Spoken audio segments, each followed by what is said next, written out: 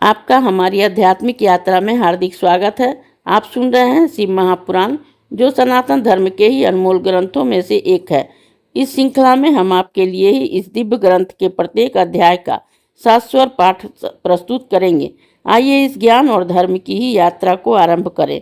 भगवान महादेव की महिमा और उपदेश से ही सजी इस पावन कथा के साथ ही ओम नमः शिवाय।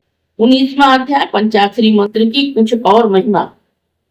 उपमन्यु कहते हैं कि अब मैं शिव मंत्र के उस साधन को ही कहता हूँ जिसकी सूचना से पहले ही दे चुका हूँ। जब मंडल में ही देव की पूजा कर चुके और शिष्य शुभ स्थान पर हवन करे और पगड़ी टोपी सहित उस शिष्य को भी आचार्य वहां बैठावे और पहले ही जैसा सब विधान करके श्रेष्ठ आचार्य दशांश के मूल अंशों को तृप्त करे और श्रेष्ठ मंत्र देवे। फिर से सब विद्याओं का ही उपदेश करे और पुष्प युक्त जब से ही बालक के हाथ में सैवी विद्या समर्पण करे और कहे कि परमेष्टि से प्रसाद से ही यह महामंत्र तुमको सब फल प्रदान करे। यह कहकर देव की पूजा कर आचार्य शिव की आज्ञा ग्रहण करे और विनियोग पूर्वक सब साधन को बतला लो। फिर शिष्य क्रम पूर्वक उस सब साधनों को करे। मूल मंत्र का साधन ही पुरस्चरण है कहलाता है, क्योंकि विनियोग से ही यह पहले किया जाता है। मुमुक्षी को मंत्र साधन अत्यंत नहीं करना चाहिए और करे तो शुभ ही है।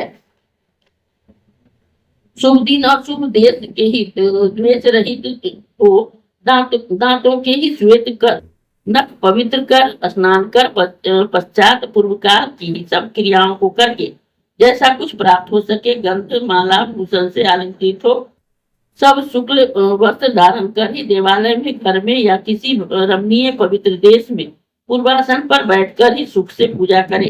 पहले शिव शास्त्र से अपने को सैफ बना ले, फिर नकलीश्वर ईश्वर देवेश की पूजा करे। फिर इसको खीर निवेदन कर पूजा का क्रम समाप्त करे और उनसे ही आज्ञा ले 1 करोड़ या आधा करोड़ या 25 लाख शिव का जप करे। अहिंसा, क्षमा, शांति और बुद्धि सर्वदा बनाए रहे। नमक न खावे किंतु और ही किसी पदार्थ का भोजन करे। खीर न मिले तो फल मूल का ही भोजन करे। ये उत्तरोत्तर श्रेष्ठ है, ऐसा शिव जी का वाक्य है।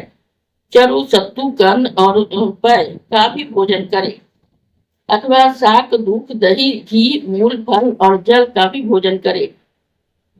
इस प्रकार से भक्ष्य भोज्यादि को मूल मंत्र से अभिमंत्रित कर इस साधन काल में ही मौन होकर भोजन करे।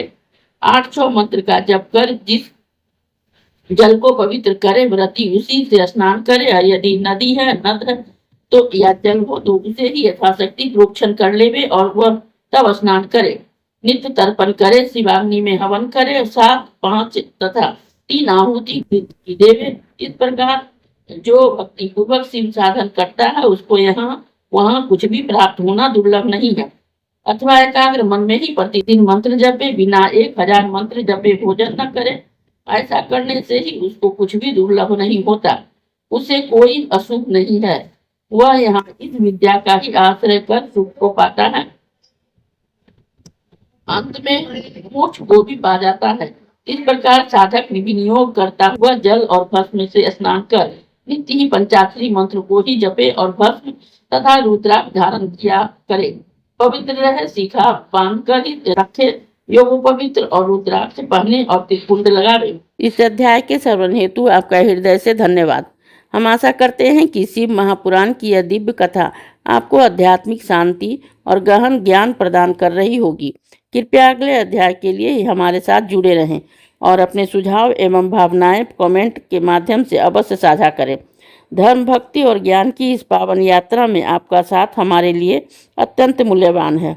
ओम नमः शिवाय। यदि यह प्रस्तुति आपको पसंद आई हो, लाइक करें, कमेंट करें, सब्सक्राइब जरूर करें, बेल आइकॉन दबाना ना भूलें ताकि अगला अध्याय आपसे छूटे नहीं।